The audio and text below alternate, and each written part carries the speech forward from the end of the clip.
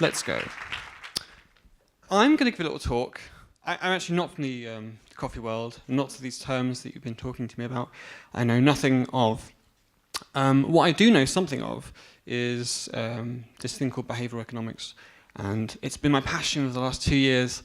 Been really interested in the whole field, having done a degree in economics, and then been a designer, and then kind of coming back together and kind of mashing the two together. So I want to talk a little bit about that, and talk about like 5 key principles about behavioural economics that you could probably apply to your coffee shop.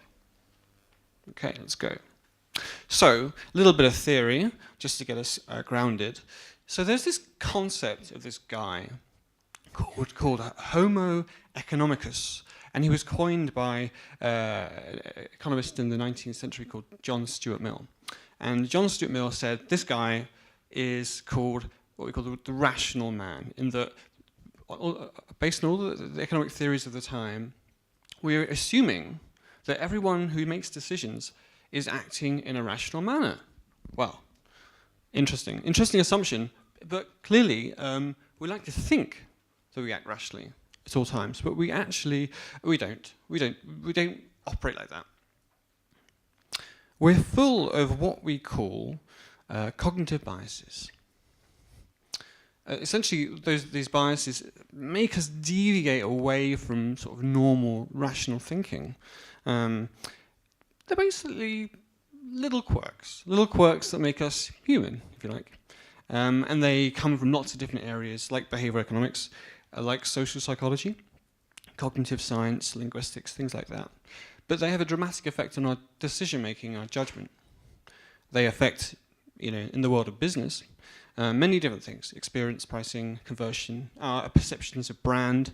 There was some talk of feeling, and that's really important. Intuition, habits, if we choose to eat well or save more money, all these things. And so I've been collecting these biases and putting them on the website, Cognitive Load. It's been running for 2 years now, and it's great. It's really cool. Lots and lots of, I made loads of amazing biases, and I just want to show you 5 biases that we can just really get started with, the fundamental ones, really. The first one is called default, or the default bias. And essentially it says that we tend to choose the options that are pre-chosen for us. We tend not to deviate away from the choices that are given to us. So what I'll show you, I'll basically go through a piece of research that goes through the concept, and I'll show you how it works in reality.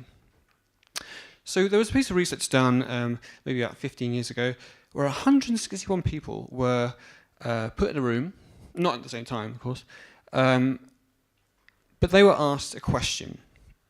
They were asked, hey, so you have been moved to a new state in the US, and this state has a specific policy on organ donations.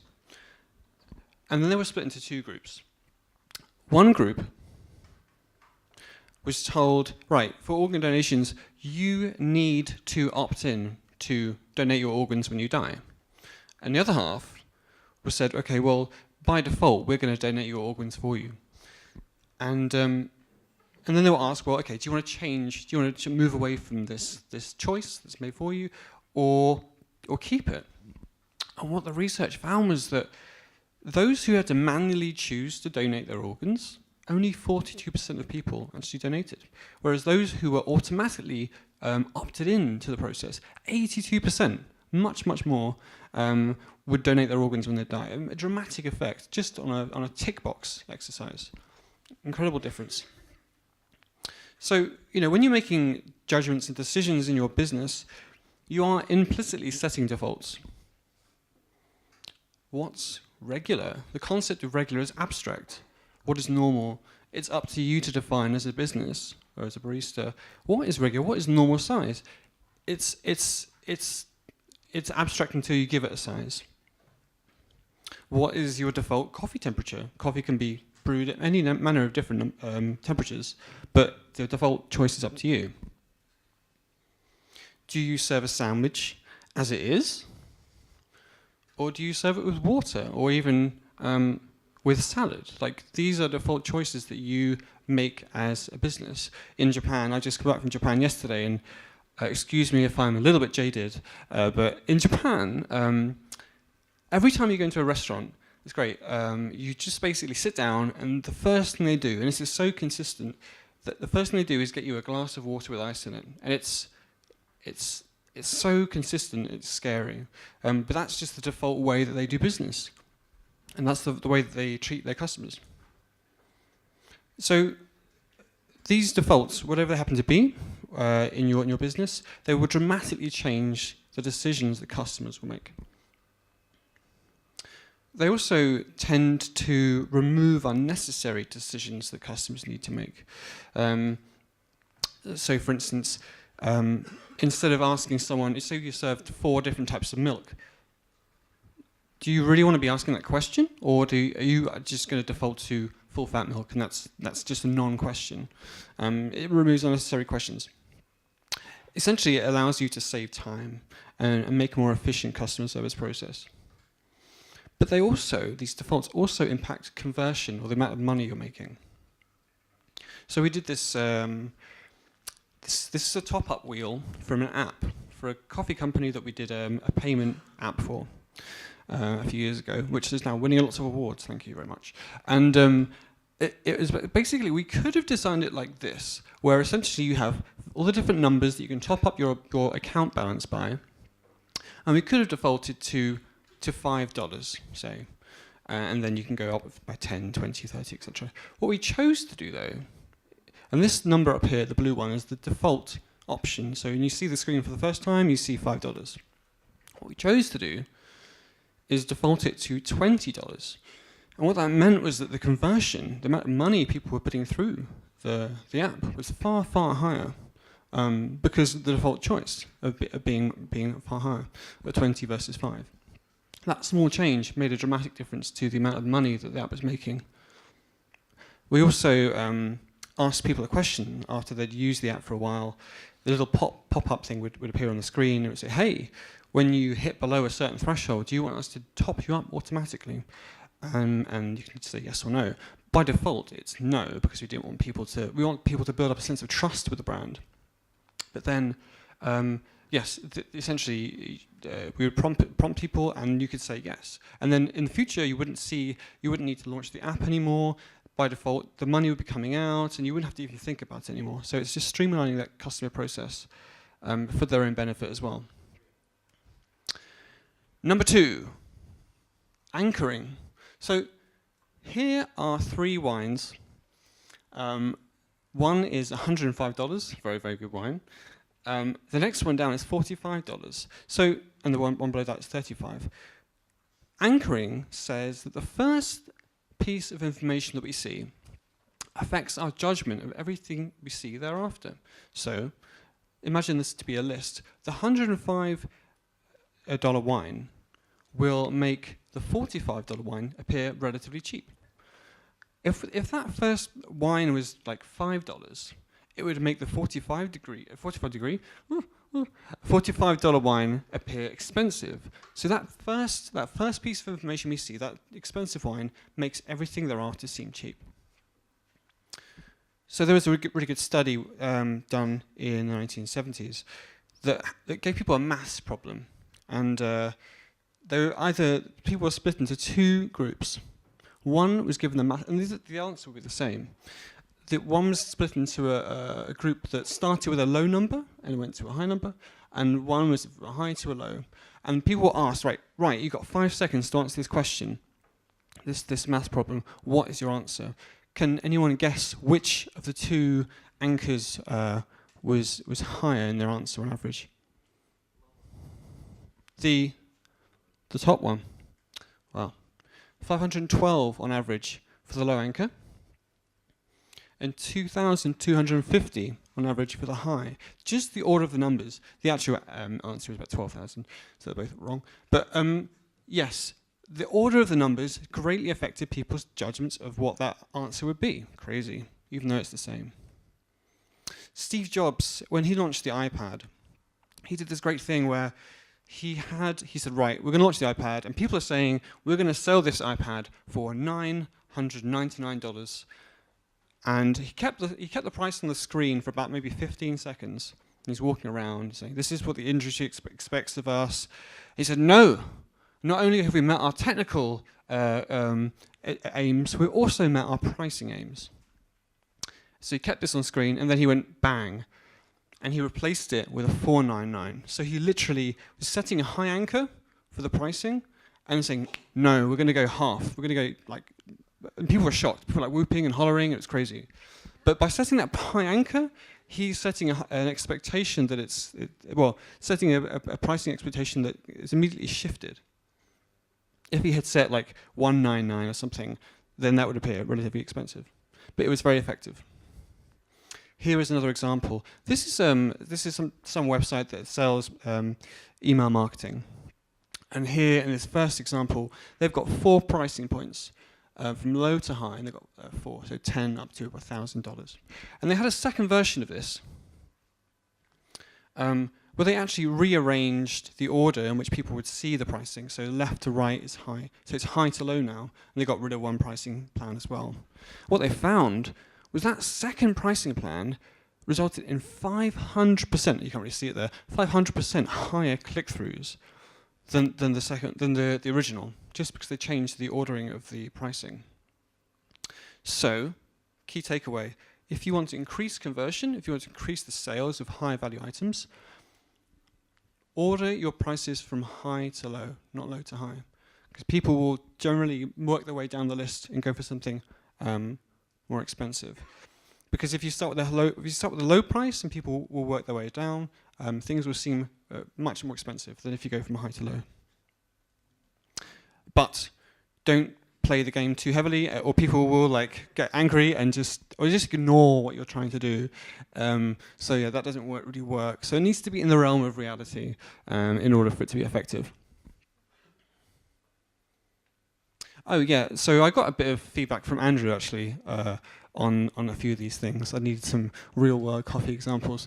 Andrew was talking about roasting, and he talked about the first crack and how everyone talks about first crack, and how they over anchor towards this first principle that everyone talks about at the sacrifice of other variables that are also important.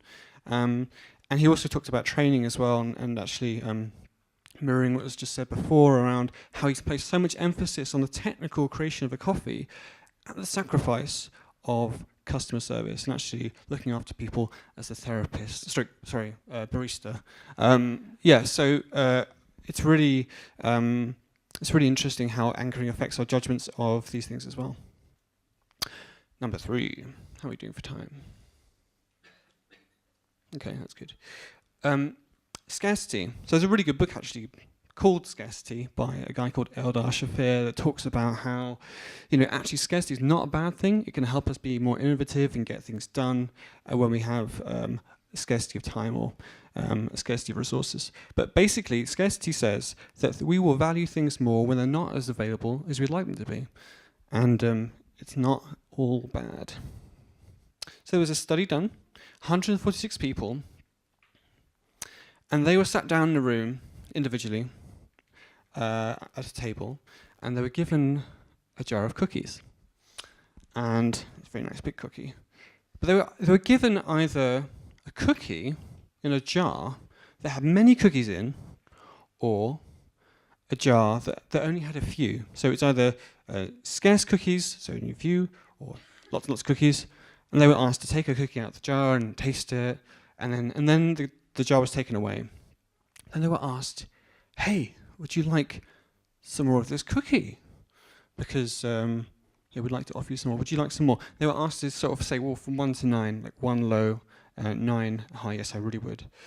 And the results came back. And those who were given the cookie, there's the same cookies in both cases, those who were given the cookie with many cookies in the jar, they really didn't care that much for more cookies. Much lower, 2.3 out of 9. Whereas those given the jar with only a few cookies inside rated far higher the likelihood they would want some more cookies.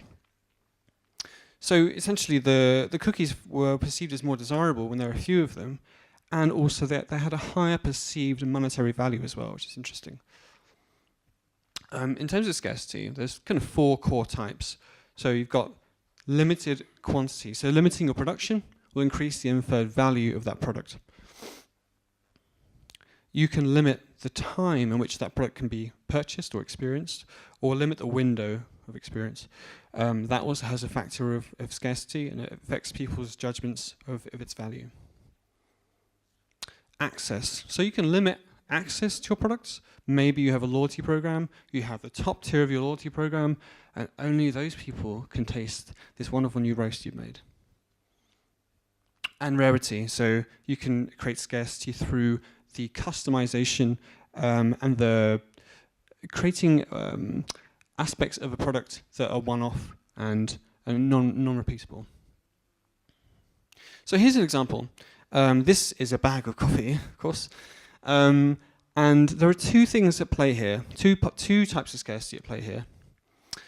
One, we're saying that this bag of coffee is limited in its quantity, so the production is limited to 50 bags. And two, it's roasted for me. That's great. So it's literally, so I'm a premium member of this coffee delivery program. I'm in the top tier. I get it. I'm notified that it's just for our top tier customers, and it's roasted just for me. So I'm using scarcity to create a real strong sense of experience and attachment to the brand.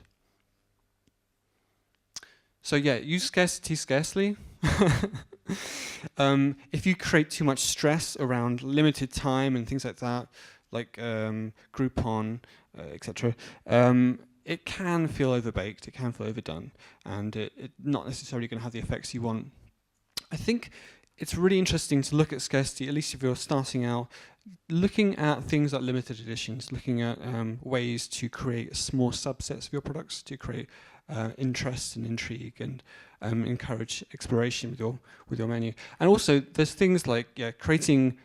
There's a company in London called Honest Burgers. I've got a friend who runs it, and there is a burger that isn't on the menu, but you can order it. It's called the Federation Burger, and it's ridiculously big. But you need to know about the brand and the people in order to know about the product. And it's kind of got this inferred scarcity factor going on. It's like, oh, he's got the Federation Burger, and people come over and they congratulate you, and it's got that experience thing as well. What's really interesting about scarcity is you can combine it with status. So, as I was saying before, you can use it as part of your loyalty program, holding back the rarest, best roast you've got for only the most loyal customers, or getting first dibs on the roast or something. Also, things like limited access, limiting the access to the coffee shop openings or late night openings to the most respected customers or the highest value customers. Risk aversion. Slightly controversial image here that I drew, but it's okay. Hearing some wows. That's good. But it's strange, isn't it? Because, of all the animals, you'd think this one would be the least risk averse, but maybe not. Anyway, so essentially, we do not like uncertainty. We are naturally risk averse. We do not like uncertainty, and we generally stick to the things that we know, aka other animals, which I find just weird. I'm not a fan of human milk, by the way, just to be sure.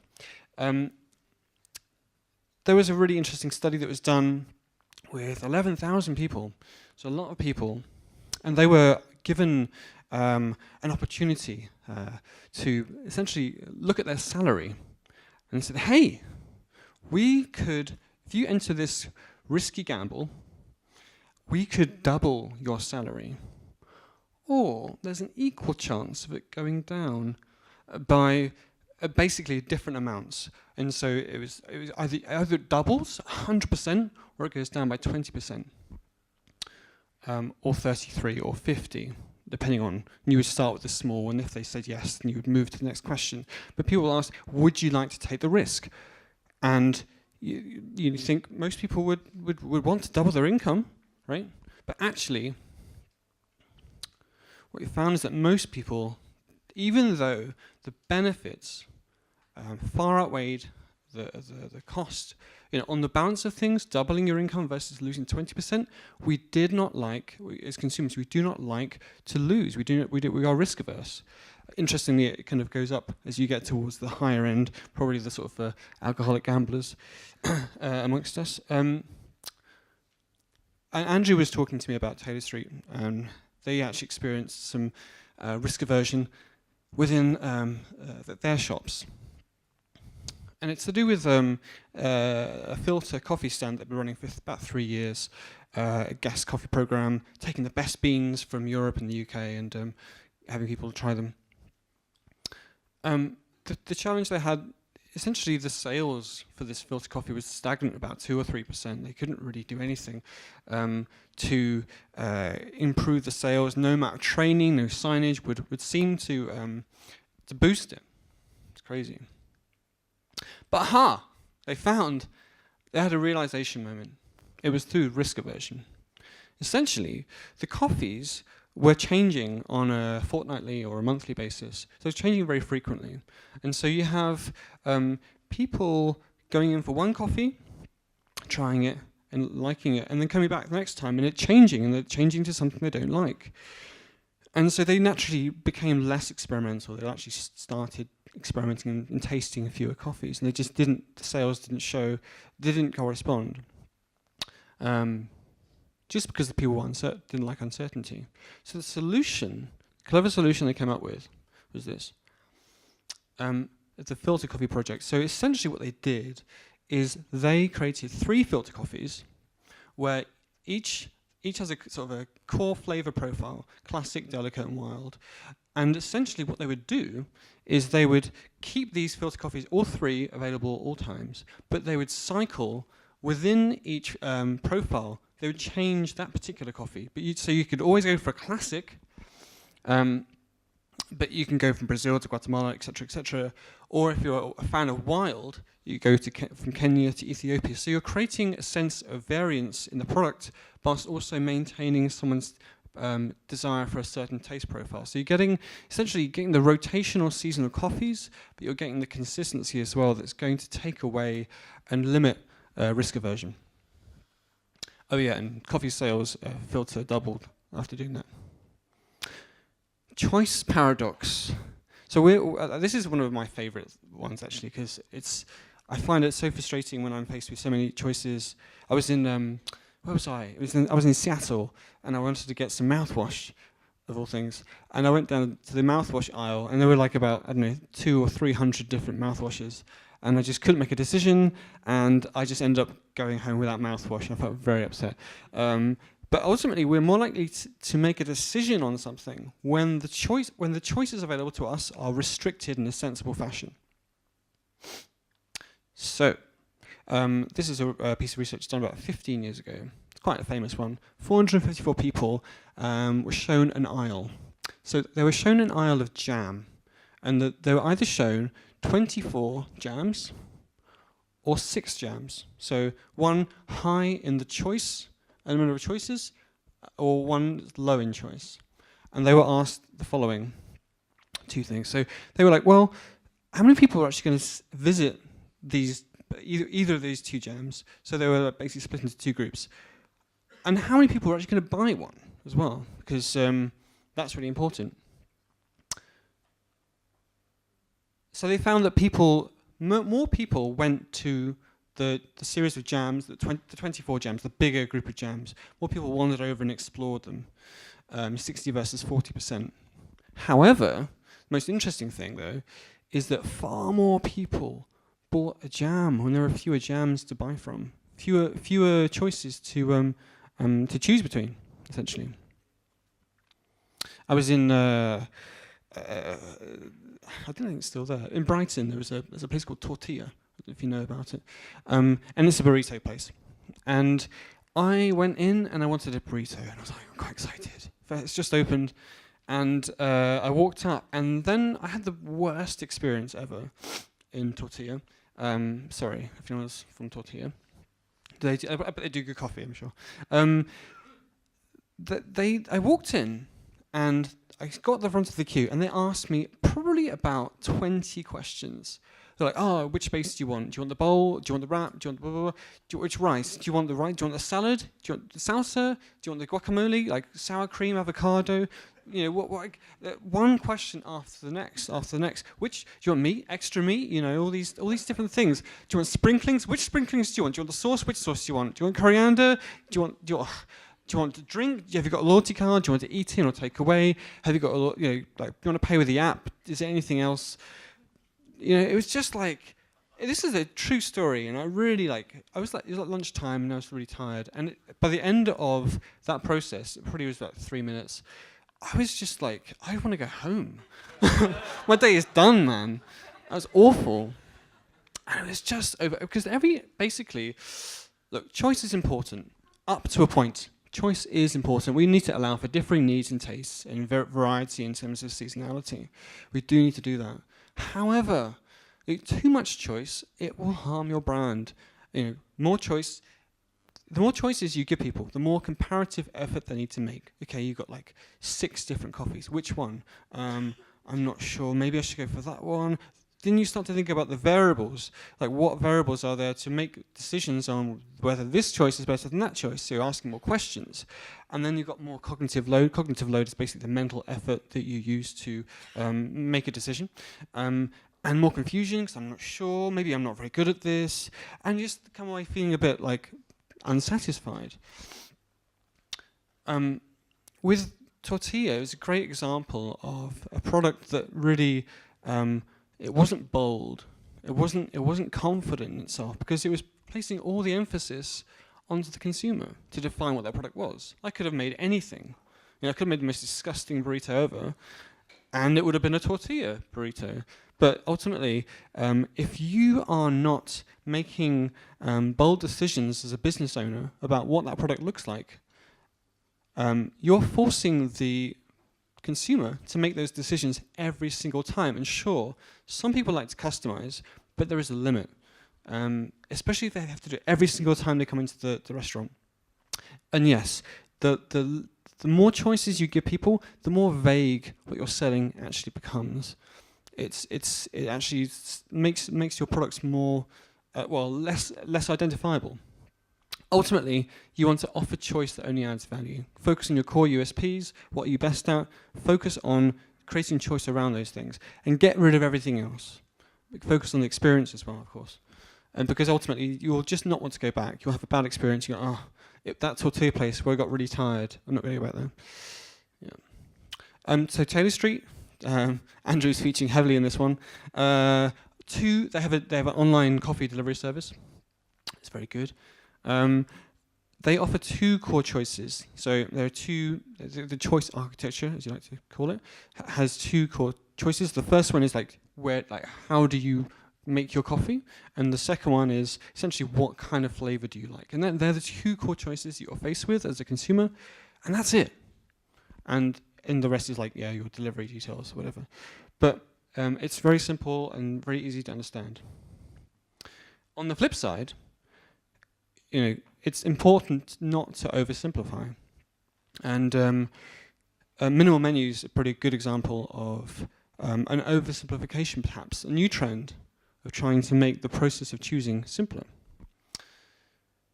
So there's no size, there's no type of milk, there's no amount of foam. So it's very much pared back, 3 simple choices.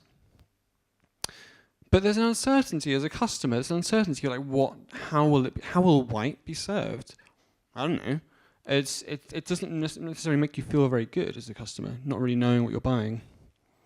It's also a bit unnatural to ask for an espresso with milk. It just doesn't seem to roll off the tongue as well. And I think the reason why this kind of thing exists is because people maybe in the trade were thinking, well, there's not too much variance in the milk foam levels, so let's just simplify it back and let's just try and be more honest with people. But I think this is a pretty good example about fixing a problem that didn't really exist in the first place. And ultimately, we are irrational, and there's loads. Well, we're rational, but these biases are natural. They're naturally a part of who we are, and we can't stop it. Actually, it's important to realise that we can't fight against cognitive biases. They're part of who we are as humans. And there's loads. There's probably about 150 in total.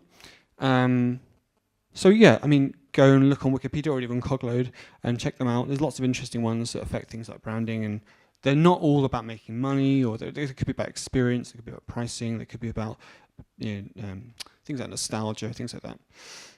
Definitely go and explore them, but it's really important to be natural in how you use them, because people say, "Oh, aren't you manipulating people?" And like, you can definitely, they're powerful things, and you can definitely get on the wrong side of people and make people feel bad, creating false sense of scarcity, like Ryanair, or like have this big ticking clock in the background of the website. It's like, is that really good for me as a customer to experience?